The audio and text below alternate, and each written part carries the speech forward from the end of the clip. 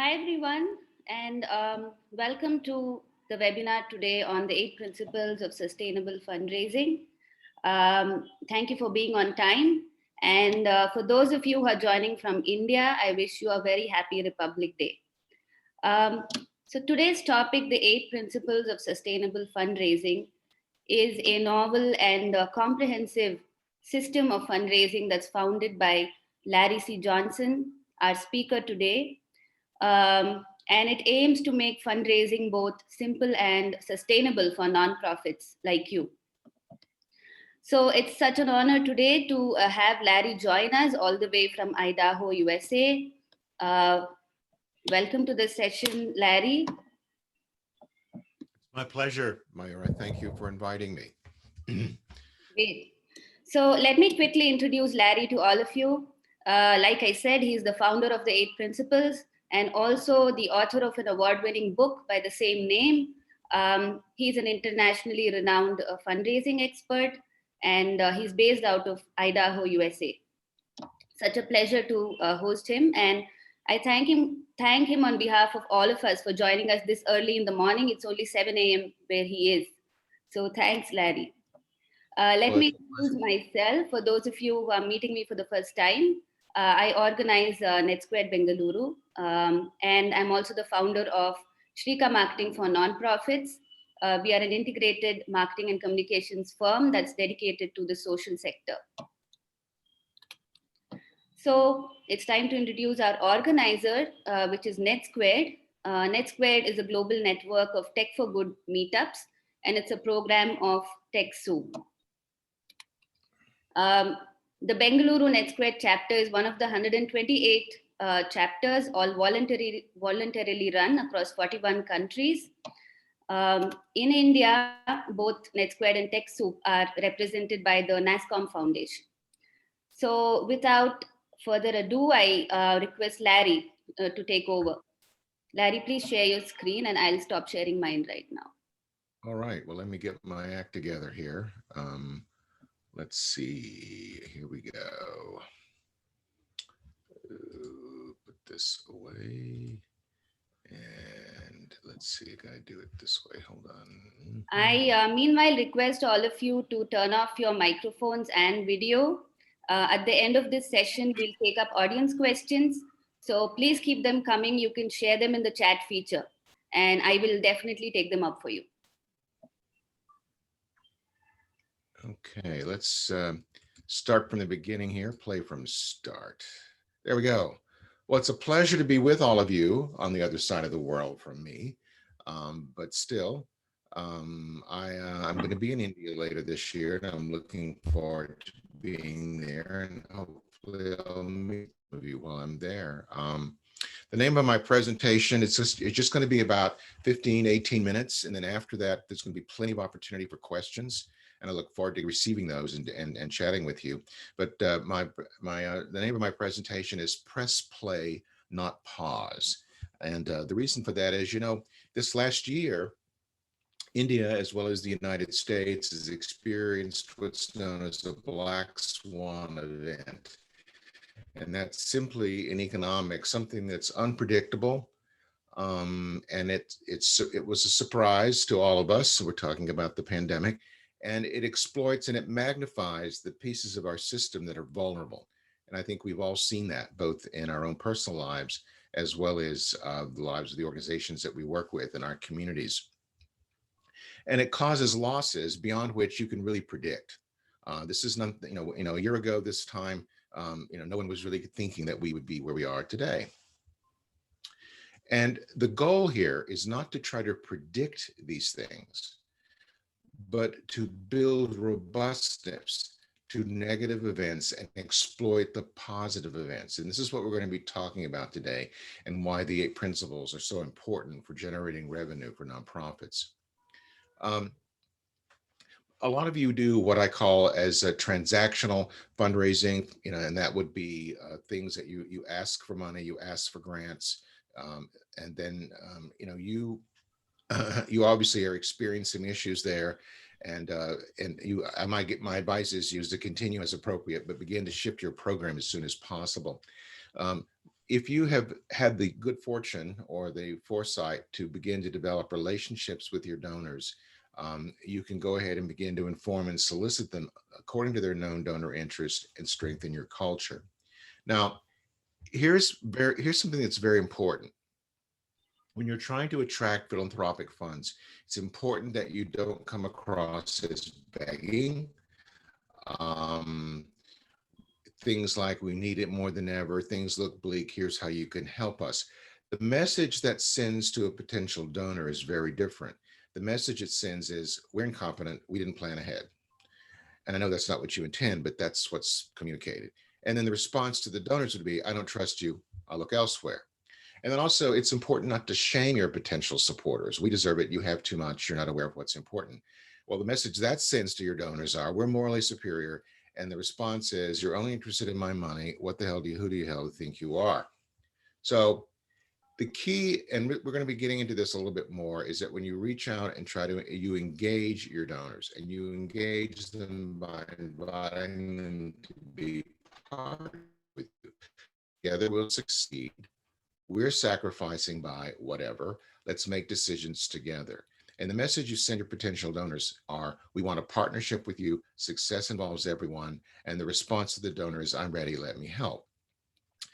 This, I think, is very important. And this doesn't vary very much, regardless of what country you're in. And the reason why, it's based on human nature. Why do people make gifts, or why do people make donations, whether that's an individual or a CSR or a company, whatever that might be? Here are the three main reasons. About 10% of it is simply quid pro quo. You give me something, I give you something. About 10% of it is pure altruism, and that would be because it's a good thing to do. But about 80% of it is what I call enlightened self-interest. And this is what you really need to focus in on. There is a good altruistic component, but there is some self-interest involved. And that's where you have to begin to engage your donors. Now, here's the good news. There is always opportunity within chaos, always. And that photograph there, that looks a little bit like where I live. I live just north of some of these mountains. I'm sure in India you have some things that look similar. These are desert mountains, though. India is a tropical country. Our relative humidity here is about 10 or 15%, a little different from where you are. Stability and constancy are not normal. We need to understand that. And disruption and uncertainty, they are normal. So then the question becomes is, how do we begin to deal with that? Because we know that nothing is static. Now, I want all of you to think about this. Resolve now. We're on sort of the trailing edge of this pandemic. We're going to be out of it before too terribly long. So we want to be able to, let's grow revenue streams now, which are actually pretty impervious to broad economic swings, so that when the next thing, when something like this comes along again, you won't be quite as subject to what we've done. And they are simply revenue streams which draw from relationships that create emotional ties with investors. That's so important. And that's the case with Can you please mute? Okay, I'll mute it for Larry. Could you please be louder? Larry, I'm sorry to interrupt. Could you please be louder? Oh, sure. Can people hear me now? Yeah. All right. Yeah. Well, those are revenue streams which draw from relationships that create emotional ties with individual investors, whether that's an individual or whether that's a group of individuals. Individuals are the largest source of untapped philanthropy in India. There are two organizations that have done the research on this, the Bain Group, which has a very large report on that I think Mayura can probably supply to you, and also Toolbox India. That's really the biggest source of untapped philanthropy. The new rules of CSR engagement present a unique opportunity. They've really made that a much better program. Recent legislation has done that. And so now there's an opportunity there to engage CSR in a way that there wasn't before. And then as you strengthen emotional ties, philanthropic revenue becomes impervious to economic swings. So how do you do this? We're just going to take a very broad view of this morning. I'm going to answer some specific questions later. Number one, you've got to confront reality. All right, you've got to understand, okay, what is really going on in my organization? And then you focus on two things: how sustainable you are. How sustainable are your revenue streams? Do you have to go out and get them every single year? Do you have to start from scratch every year? Or can you actually depend on certain things coming in because you're maintaining a relationship with people? And then how scalable is it? How far can we grow with this model? Or have we topped out, or can we get any larger? And what you're seeing there in the slide is a page from our Four Corners profile, which is an assessment of just this that we do for nonprofits. It's very simple. It puts you in one of four corners, and that's just intended for the graphic. Two, you need to internalize the natural laws of philanthropy. We're going to be going over what they are in just a minute throughout your organization.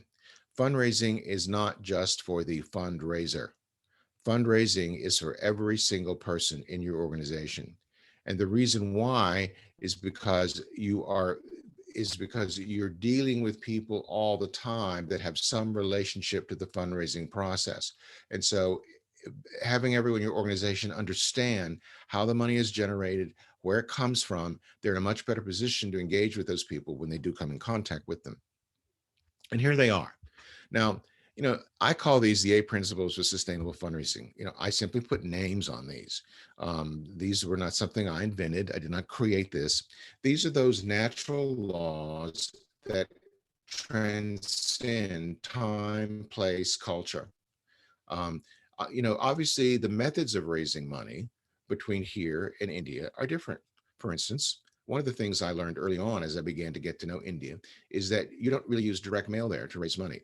Here, direct mail is a really, really big business. But the point is, the method is different, but the principles still operate. And here's what they are. The first one is donors are the drivers. Donors are driving this. They're in the driver's seat of philanthropy. We need to understand that. If you're lucky, you'll be in the passenger seat as your organization, or maybe you're in the back seat, or maybe you even be in the trunk. But the key is they're driving it, but they don't drive it with their money. So important. They're driving it with their dreams and their visions and their values, whether that's CSR, or whether that's a foundation, or whether that's an individual. Principle two: when you set out to raise money, you need to begin at the beginning. And the beginning is simply this: it's to be able to interpret your mission and your cause for those whom you are seeking support. Now, notice the word interpret. They probably speak a little different language than you. And I don't mean a different natural language, I mean a different understanding. And that's where it's important to understand the mindset of the donors, your potential donors you're dealing with. Principle three: leadership leads. And this is so critical. We see this in this country. The leadership of your organization should be the ones stepping up and being part of the fundraising first, both with their own gifts, however small, but also their commitment. Principle four: learn and plan. Now, this is, I think, very critical for a place as large as India. And there needs to be an understanding that there is a profile of a donor that will support you, and you need to learn what that profile is. And then once you know that group, that subset of people that would support you, you create a plan on how to reach those people. In this country, more often than not, we see a lot of organizations, and I'm sure it's the same in India. They sort of ask anyone and everyone. That is a waste of time, and it's a waste of money, and it comes up with a lot less. If you know who your group of supporters are, you're much more likely to be successful. Principle five: work from the inside out. Here's another key thing. Start with those individuals or those CSRs or those organizations that are closest to you by affinity and by proximity. It's not just throwing out the net for anyone that you can get. Principle six: divide and grow. And this is the principle that simply says treat different donors differently. And this is what causes your program to grow, is if you understand that donors come to you with different levels of interest, They come to you with different levels of financial ability. They come to you with different life situations. They're not if you know they're not just focused on you.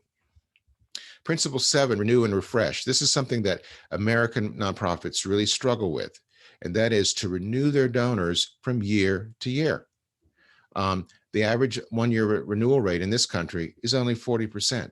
That's pathetic, because if you can renew your donors from year to year, the cost of your fundraising goes way down, and the actual revenue goes way up.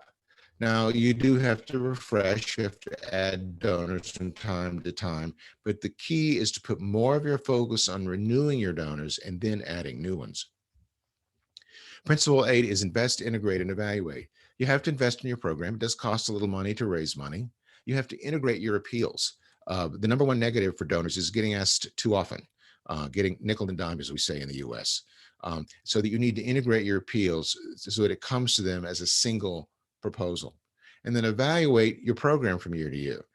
In this country, and I'm sure it's no different there, people tend to adopt certain ways of doing things and they just stay with them blindly, and whether they're really paying off or not. So every year you need to evaluate how your program is doing and make appropriate adjustments.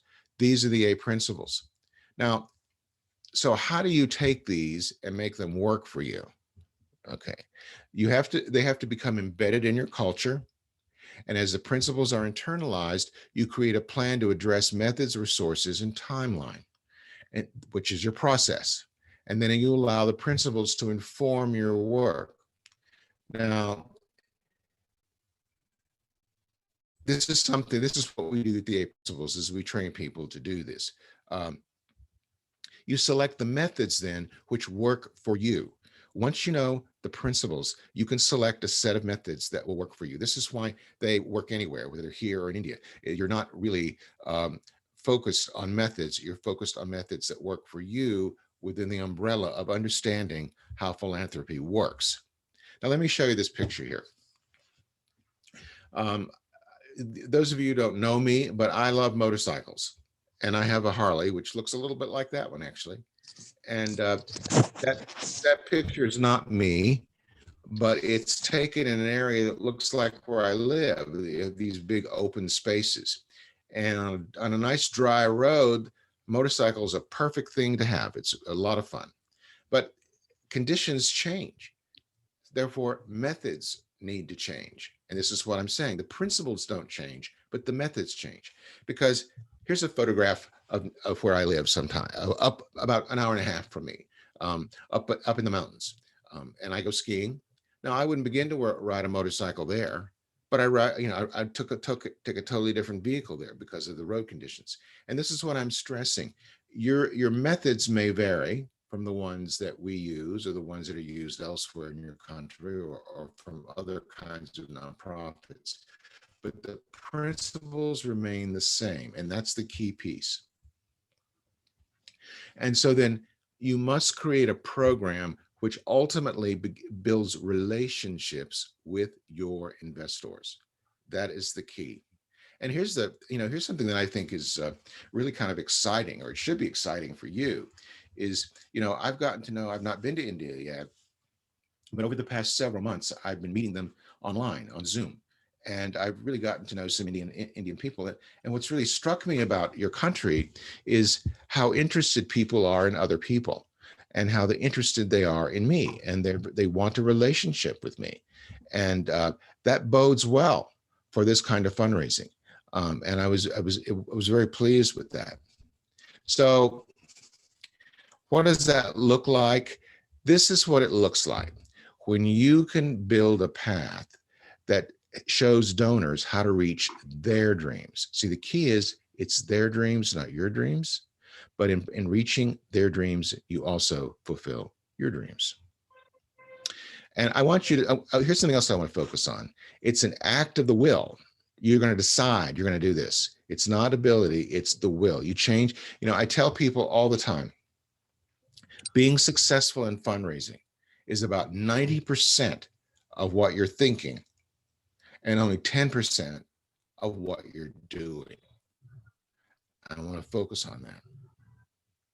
So this is the end of the presentation. We're going to be coming to India later this year. We're going to be bringing our team training into India, and we can talk more about how that's going to be done later. It is simple, and yet it's straightforward, and it also is very effective at the same time. So, Mayura, let's take some questions, and I can stop sharing my screen, and we can see some people here.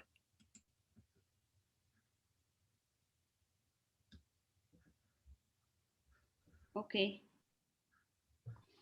Yeah, thanks for that, Larry. Would you be able to share a summary of your presentation or the introductory booklet that you have about the 8 principles, maybe in the chat feature that people can download, or you could share a link that they can refer to and learn more about the program? Yeah. Okay, now you're challenging me. I don't know if I can put a PDF in. Do you have everybody's email address, Mayura? Yeah, or you can mail me and I'll send it Yeah, over. let me do that. That's going to be easier. I'm going to send Yeah, you a sure. couple of PDFs that describe a little bit of what we talked about. Yeah, sure. And then And I'd be glad to do that. yeah, and maybe now you could share the website link. That would be easier. So while we speak, they could probably browse a little bit. I will do that right now. Let's see here. I want to make sure I do this right.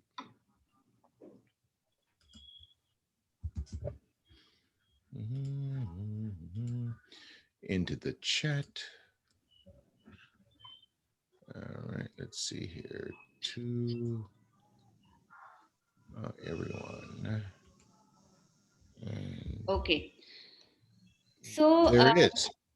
whatever questions you have or comments you have, you can share them in the chat feature. I'm going to talk to Larry now for a bit to understand a little more about the 8 principles and his approach. Meanwhile, you can share your questions and we'll take it up soon after this. So, Larry, first of all, thanks for the presentation.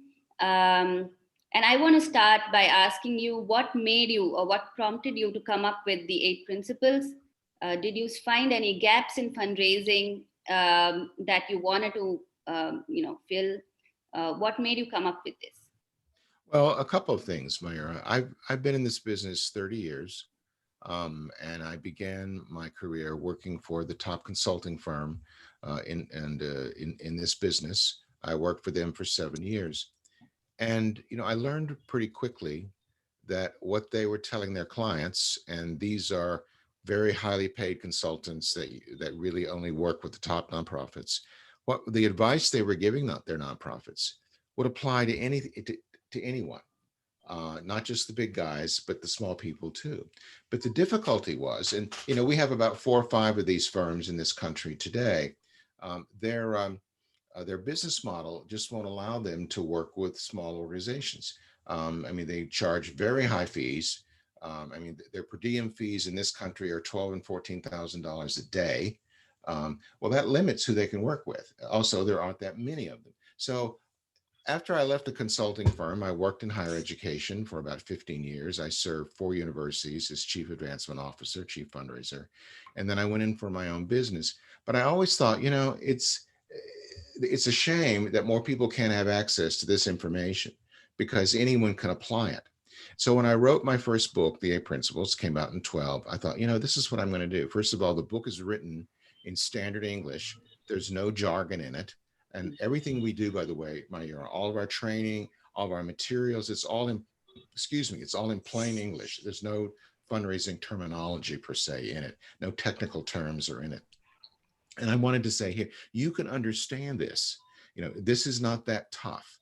You can do it. So that was my motive, was to bring it to more and more people. And then it wasn't until about a little over a year ago, I was approached by a gentleman in Mumbai, Sachin Mahadik, who is our representative. And he says to me, Larry, you got to bring the 8 principles to India. Well, I'm from the United States. I haven't been to India. And I'm going, so Sachin, how's this going to work? How's this going to work? And so fast forward, and now the U.S. Embassy is going to be sponsoring 3 events for us to bring this whole concept to India. And we want to be able to train some people locally so they can do it themselves. Great. Which cities are you planning to visit? Delhi, Bangalore, and Mumbai. Oh, you're coming to Bangalore as well. Yes. Okay, great. Look forward to catching up then. So, what are the top three fundraising mistakes that you saw nonprofits make in your long fundraising career? Like the Oh, top three mistakes that most nonprofits make. well, this is easy. All right. The number one is when they make it about money. Now, that's not to say money isn't involved. Of course, it's involved. All right. But when you make it about money, that's what puts a pretty severe limit on how much you can raise. When you make it about ideas, when you make it about transformation, when you make it about other people, when you make it about those who are investing in you, then the sky is the limit. Which leads me to the second big mistake that most nonprofits make, and that is they adopt what I call a scarcity mentality, that there's not enough, or zero sum. If I get mine, you won't get yours. This kind of thing. That is and the absolute antithesis of what's out there. Philanthropy is a very elastic medium, and the only thing that restricts how much is available to you is the degree in which you engage the donors. Even the situation we're seeing now, you know, in this country, and I know it's the same in India. Every single year, there is hundreds of millions of dollars left on the table. It's there, but they don't know how to engage it. All right. And then the last thing is they've got one or more of what I'd call a pretty serious internal obstacle. Either they've got a board that isn't working, or they have not gotten any organization on the inside. It's internal problems that are causing some of these things. And I can tell you that in my 30 years, I've never seen an insurmountable obstacle to raising money that was on the outside of the organization. They were always on the inside.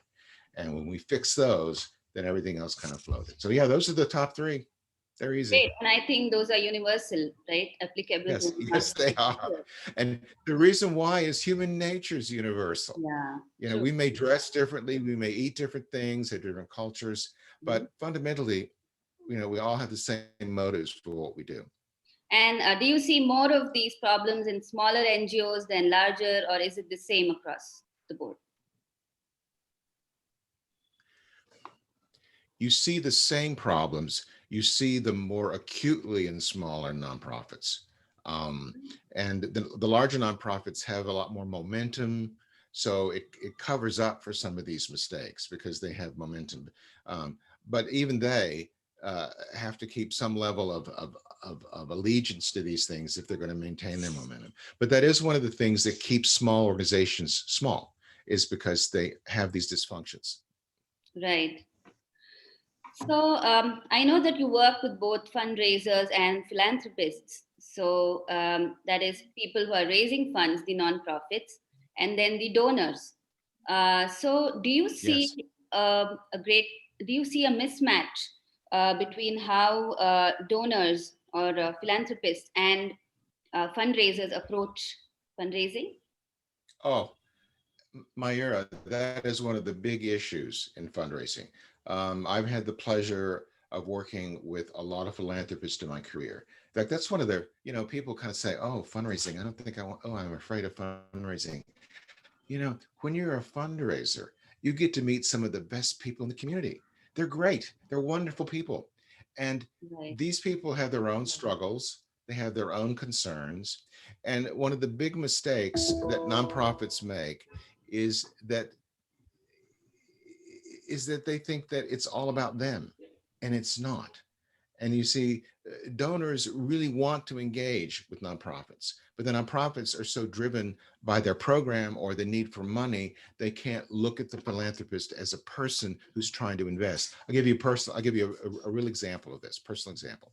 I live in the West, as you know, and I live not that far from Colorado. Of course, we have the same thing here, but this happened in Colorado. We have these ski communities here, very wealthy small communities. They have wealthy, have extra homes, they go there and they ski. And these are pretty small places though, and they aren't real big cities. I mean, nothing like what you have in India. I mean, good grief. I mean, I'm astonished at the size of some of the cities you have there. But anyway, this is a small community. It's a ski community, well known, and people know pretty much everybody else in town. And this individual has 8-figure capacity, meaning he could give, tens of millions of dollars to something. And he's a known figure in that community. People know who he is. And so he said to me one day, I was working with him, he said, Larry, it's tough to give money away these days.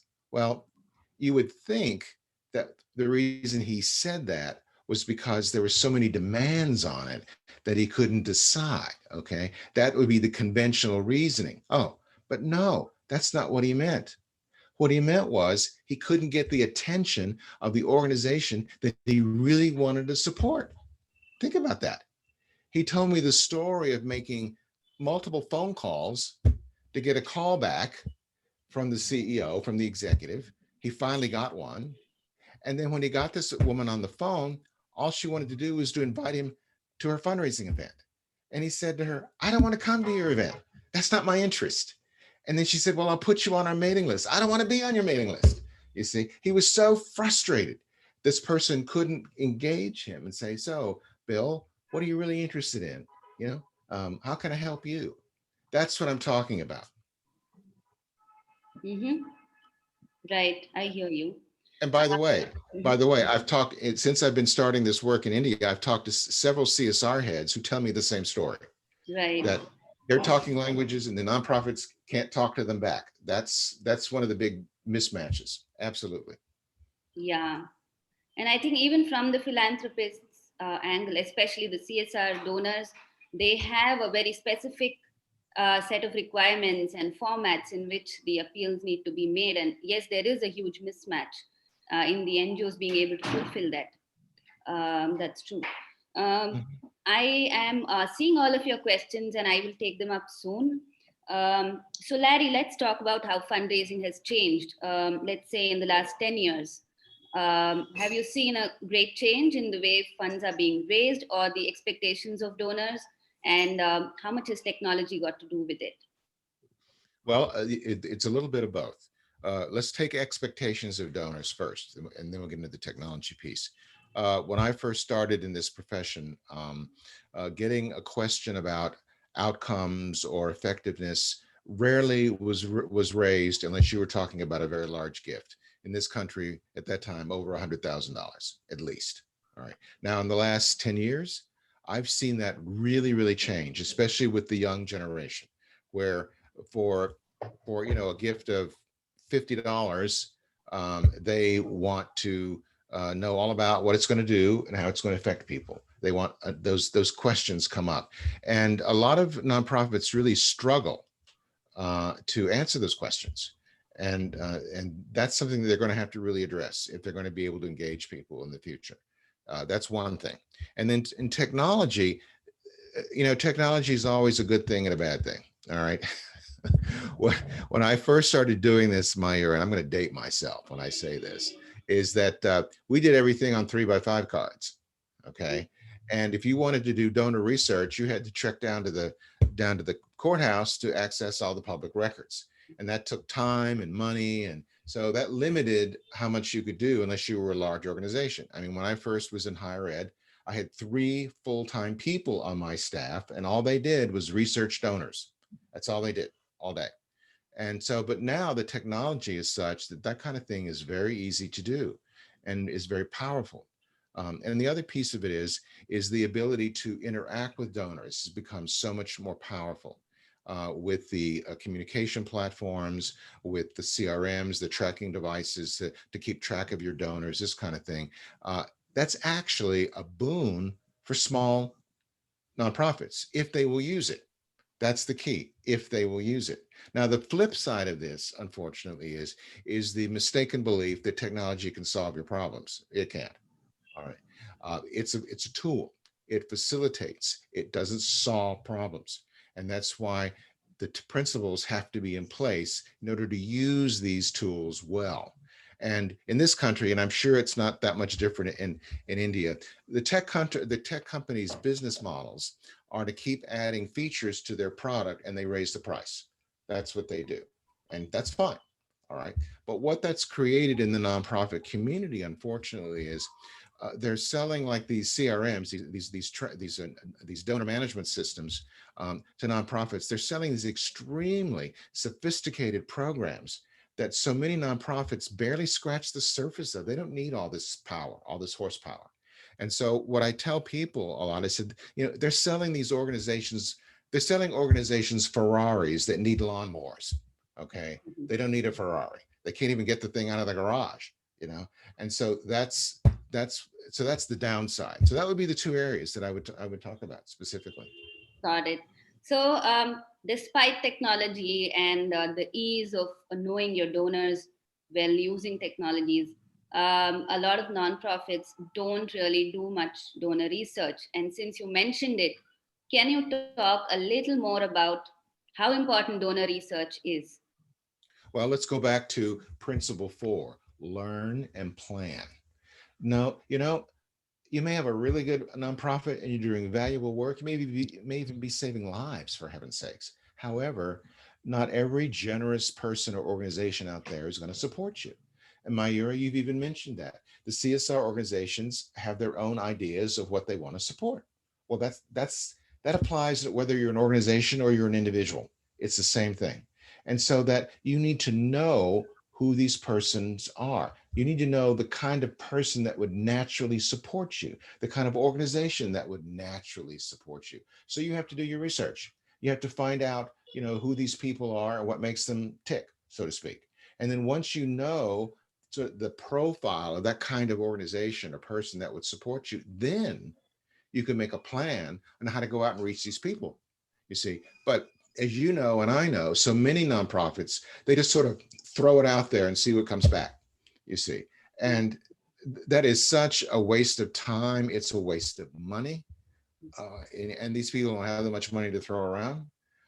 So yes, research, for every dollar or 100 rupees, I'm learning the currency, all right, that you spend on research, that will come back to you tenfold, at Wow. least tenfold.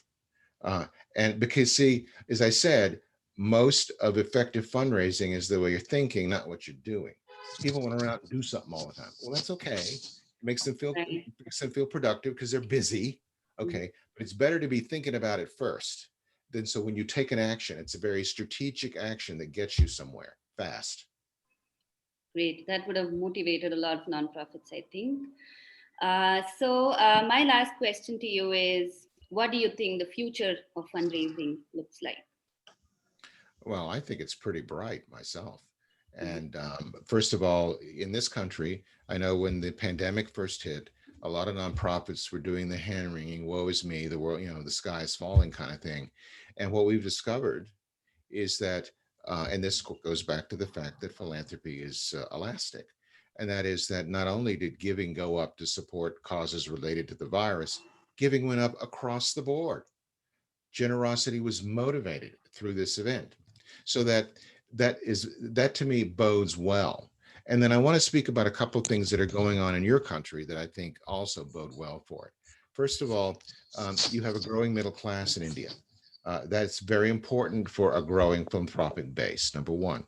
Number two, there's been legislation that has really sharpened the CSR regulations, and that's going to be a much more effective tool for availing people of philanthropic funds. And three, although people might go, oh wait, I think it's a good thing that your government has started to severely limit foreign money, because that way now you're really building your own base. You're not dependent on people from either from my country or Europe or somewhere else. Because see, no matter how well intended it is, money like that always comes with an agenda, you see, and you have to buy into their agenda. And maybe that's not what you want to do, you see. Right. And I tell people, I've told some people in your country, I said, the US and India share a common history. And they kind of look at me and they go, what? And I said, we were both English colonies. You were an English colony for over 2 centuries. We were an English colony for about a century and a half.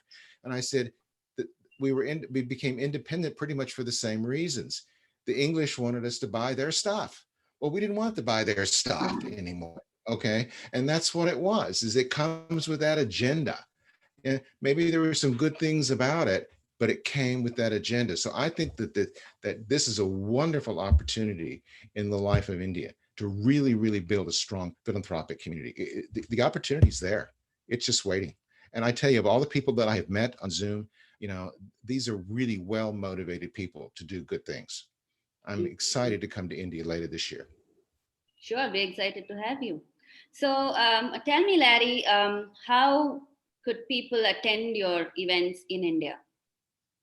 Well, the if you want to try to get on the list, because I know the embassy is restricting the invitation list, at least in the beginning, I want you should reach out to Sachin Mahadik, who is our representative who resides in Mumbai. Let me put his email um, on here. Hold on.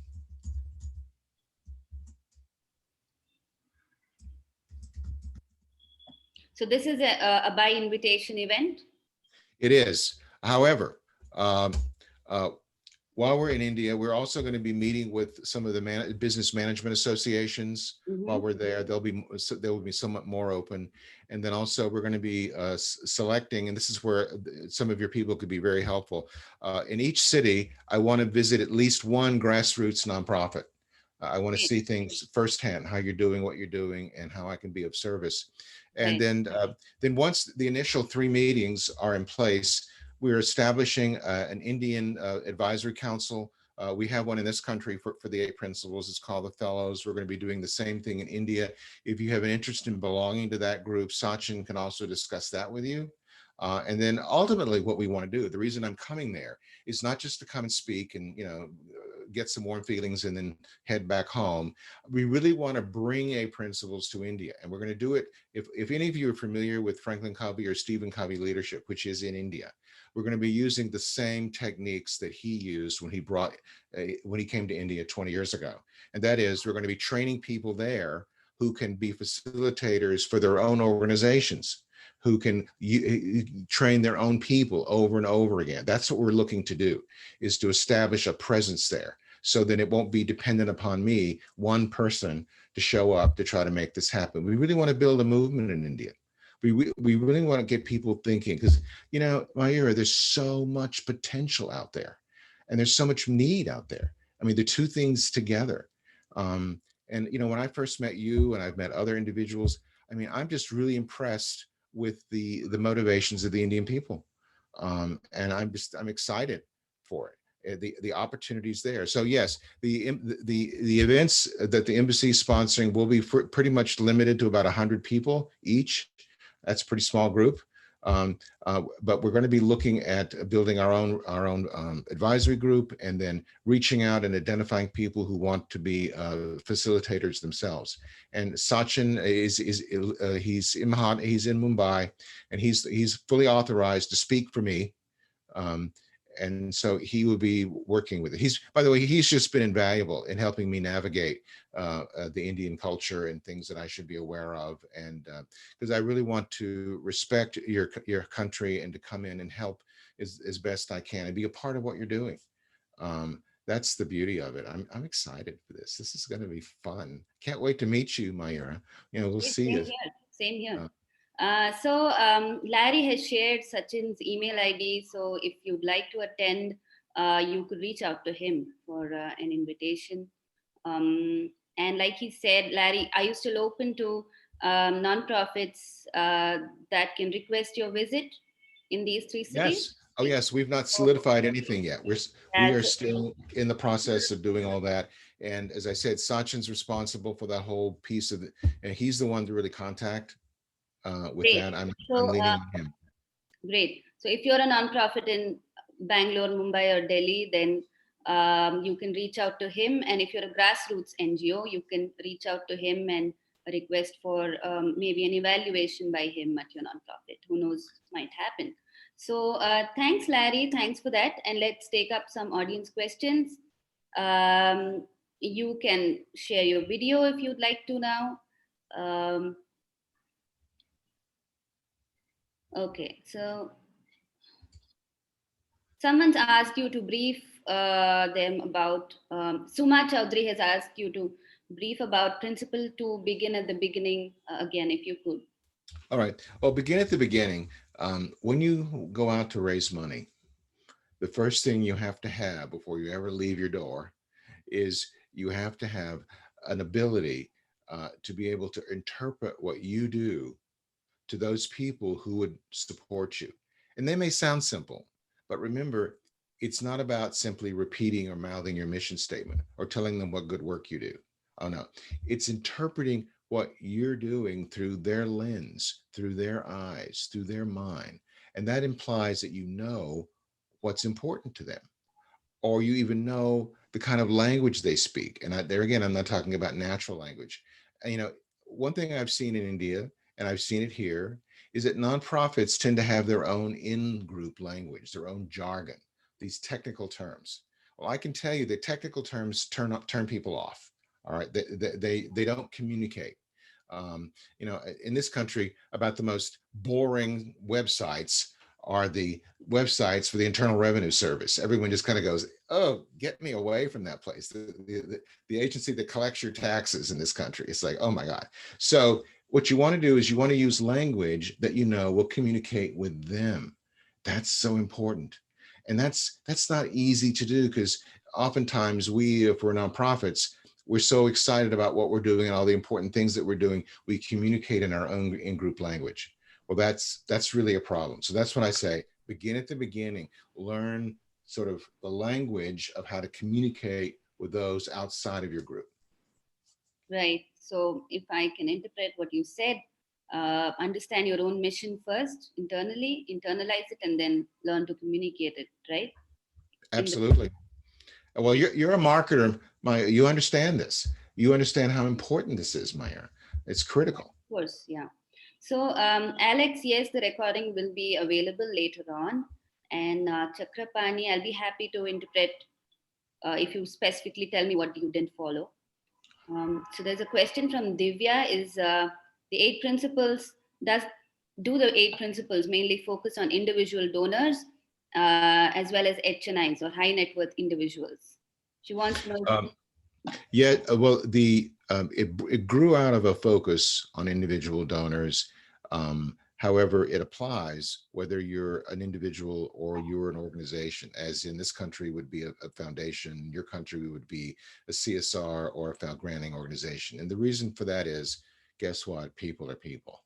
And even though a CSR might be more formal in the way they approach their work, ultimately it's about knowing those individuals and what's important to them. That's the key. For instance, in this country, one of the things I always tell people is, well, we want to apply to XYZ Foundation. Okay. Well, have you called up the program officer? Oh, I was just going to mail it. No, no, no. Call the program officer, talk to that person, find out what's important to them and what they're looking for. So then when you do follow their procedure and you submit your paperwork, number one, he already knows who you are. You're not just a pile of paper that comes in. And number two, you're in a much better position to frame your proposal in a way that will be received well. It's the same technique. It's the same thing. Now, in this country, and I'm sure it's no different there, is that about 80% of the funds come from 20% of the sources. And so, but it's important that you not only attract high level donors, but low level donors too. And people kind of look like, what do you mean? Well, here's why. The high level donors will drive your scale. That's where a lot of the money comes from. Good weight. But you need the smaller grassroots donors because they give you community legitimacy, that the community is behind you. They believe in you, you see. And this speaks wonders to others who would be giving, number one. And number two, it gives you longevity in terms that you get acceptance in the community. And that's so important for raising money. Right. Um, so there's a question from Megha Raju, which says, I want to know more information about individual and organizational fundraising efforts. So I think you kind of answered it saying people are people, and if they connect with the people, whether it's an individual or an organization. Is there anything more you want to add? No, just when you get an opportunity to take an 8 principles course, do it. Okay. So Shashikala asks, can you name some best techniques to research donors? Well, the internet's a wonderful thing. I think as I have a gal that works for me, she's obviously much younger than I am. And whenever I ask her something, she says, oh, well, I'll Google that. Right. Okay, fine, you'll Google that. You know, the one, if you're, depending on what level of research you're doing, You can actually ask friends of a person, ask other people that have been the recipients of this person's gifts or CSR. There's that kind of informal research, and then the formal research is really available. It's really out there. It's getting on the internet and really beginning to drill down and looking at, for instance, this is something that I know is no different in India, and that is the number one social factor that determines whether someone will be philanthropic is whether they are a member of a church, synagogue, temple, whatever. They have a belief in transcendence. That's the key, you see. And then that person is much more likely to be philanthropic than if they're not, you see. And that we've seen that in this country, you see it in India as well. And so look for those kinds of people that are active in their community, people that believe in something bigger than they are. That's the key. Right. In India, religious giving is the number one cause of giving. Same here too. And people shouldn't be afraid of that, because that says they will give to other things as well. Because you go back to this concept that philanthropy is elastic. Giving that's going to religion is not sucking money away from anything else. It's money that would only go to religion in the first place. Right. So there's a question from Ajay saying, what are donor requirements? It's a very broad question, but would you like to address that? Yeah, I'm not sure how to tackle that. What are donor requirements? Can she be a little more specific? Yeah, Ajay, could you be more specific? Or if you meant what are donor expectations, then I think he has addressed them in some ways. Um, would you like to talk about that? You know, Well, here's one thing that Please. people kind of want to know what donors are thinking. Well, my advice is to ask them. They will tell you. I mean, it may sound silly, but it's true. If you ask people, first of all, you're showing interest in what's important to them. That's number one. And two, they will tell you. I mean, I've been in this business 30 years, and if you're sincere, people will really open up to you, and they want to do that. One of the mistakes that nonprofits often make is they assume stuff that's just not has no basis in reality. But Right. they'll make these assumptions of people without ever asking them. But do you I think can we could assure you. add credibility and transparency to this list in Oh, terms of absolutely, expectations? absolutely. See, philanthropy, like business, but even more so, is built on trust. Yes. And if trust is not there or it's damaged, then it's difficult to raise money, whether it's in a business setting or it's in a philanthropic setting, especially in philanthropic setting, because trust is absolutely paramount. It's right there, because you're dealing there again. You're not dealing with people's money so much in philanthropy as you're dealing with their dreams and desires and their goals for their lives, which is more important than their money. That's the Right. key. You see, it's not about money. Right. So those are donor expectations then, that Mhm. you connect with their dreams and their desire to give, and it Mhm. somehow fits in. Um, okay, so to those of you that are sharing your email IDs, I don't need them. So if you have registered for this webinar, you will automatically get a mail from me with the recording link. And Uh, I'll send some PDFs, Maya, for you to share. Sure, we'll be happy to share. So Satish asked, can you brief us about how to understand donor mindset about our organization? How do I understand our donors' mindset about our organization? I guess it, Well, I yeah. think it goes back to what I said before is you ask them. So I would say, let's use this as an example. I'd say, so Mayura, tell Hmm. me about your business. What do Mhm, you do? What's mhm. important to you?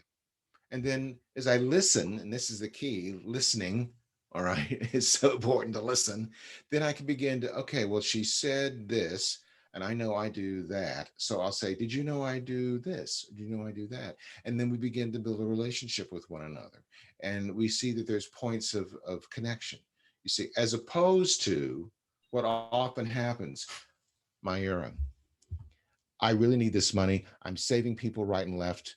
It's a critical need. I need your support now. You see, I've come right at you. I don't know who you are or what's important to you. and I'm just sort of coming at you, and you're kind of going, okay, and you're backing off a little bit, if not physically, mentally. And that's the difference. You see, that's the difference. Right. So the next question somewhat connects to what you just spoke, and this is our last question for this evening. What are some open-ended questions that can help me gather more information and build rapport in the first two meetings with a donor? For Ah, example, is good. it All okay right, here to we go. for example, is it okay to ask some soft personal questions like why they do what they do? Oh, people love to share why they do what they do. Number one, they love that. Um, and then another thing, that when you're getting to that point of sort of trying to engage them in a philanthropic context, a great question is, so, Mayura, what do you want to accomplish? Just that. That's an open, and you could tell me anything. And I'll give you a perfect example of how that works. I was working with an executive at a large utility in this country. You know, he could be a difficult person to deal with. Very, very commanding, got his own way most of the time. Um, but he was in the process of restructuring his funds, because he got what we call in this country a golden parachute, big cash buyout, and he was struggling with how to deal with that. And he had a group of accountants and attorneys that were dealing with it, and he was paying them by hour to do this. And you could tell that he just didn't feel like he was in control of this thing, and yet it was his money. And I said to him, Bernie, what is it you want to do? No one had asked him that question. Not the attorneys, not the CPAs. They were busy doing whatever they were doing. And he looked at me like, oh my God, no one's ever asked me that. And then I said to him, Bernie, these people work for you. You're not working for them. And it was like the light went on. And this was a man who had plenty of money, plenty of power, and still felt trapped, you see. And I asked them, what do you want to do? What do you want to accomplish, Bernie? And then his mind began to open up. Well, I'd like to do this, and I'd like to do this, and I'd like to do this. There you go. I'd given him an opportunity. Right. We never ask. We just assume it's not all right to ask, I guess. Yeah. And I mean, I'm not asking him what brand of underwear he uses. I mean, I mean, I'm being, but things that go to who he is as a person. Mm-hmm. People want to share that with you. So, Mayura, why are you in marketing, Mayura? I think the first time we met, I asked you that question. Mm-hmm. Why do you do this? You see, then I got to know a little bit about you and what's important to you. You see, and that helped me understand who you are as a person. And that's what we do. That's the beauty of being in philanthropy. That's the fun part. Right. It is. So thank you so much, Larry, for your time again on behalf of the audience as well. And thank you everyone for joining us and staying with us till the end. Very interesting questions that you shared. I will be happy to share Larry's PDFs with you and the recording to this webinar. And Larry has shared Sachin's email ID. Please note it down quickly before we end. And do visit the8principles.com to learn more about Larry's work. And see you at the next webinar. Thank you, Larry. Such a pleasure. Oh, it was my pleasure, Mario. Thank you for inviting me. It was great having you. Bye. Yeah. Bye, everyone. Bye-bye. Bye, ma'am.